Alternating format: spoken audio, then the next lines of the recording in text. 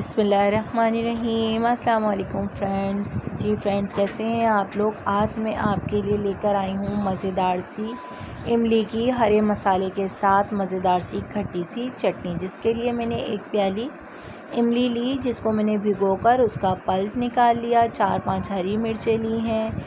एक गड्डी मैंने पुदीना लिया, जो कि मैंने वॉश करके अच्छी तरह से साफ़ कर लिया है। और इसी के साथ ही मैं एक छोटी गड्डी हरा धनिया लूँगी, जो कि मैंने धोकर बहुत अच्छी तरह से साफ़ कर लिया है।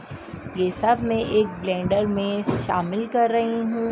बहुत ही मज़ेदार ये चटनी बनकर रेडी होती है। इसी के साथ मैं इसके अंदर मिर्चें शामिल कर चुकी हूँ। मिर्चें आप चाहें अपनी मर्ज़ी से शामिल कीजिएगा, थोड़ी ज़्यादा रखनी हो तो ज़्यादा रखिएगा। अब इसके अंदर मैं 1 टेबल स्पून जो है वो ज़ीरा शामिल कर रही हूँ।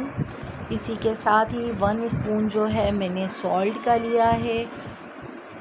1 टेबल स्पून लिया है, क्योंकि मैं इसके अंदर काले नमक का भी इस्तेमाल करूँगी। काला नमक जो है वो बहुत ही मज़ेदार इसका टेस्ट इन्हेंस करता है, बहुत ही अलग फ्लेवर इस चटनी का आता है।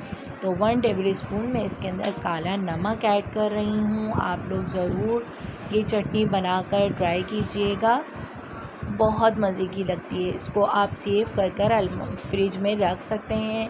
आप मेरे चैनल पर न्यू हैं तो प्लीज़ मेरे चैनल को लाइक सब्सक्राइब ज़रूर कर दीजिएगा, बेल आइकॉन को प्रेस कर दीजिएगा, ये आपकी बहुत बड़ी मेहरबानी होगी।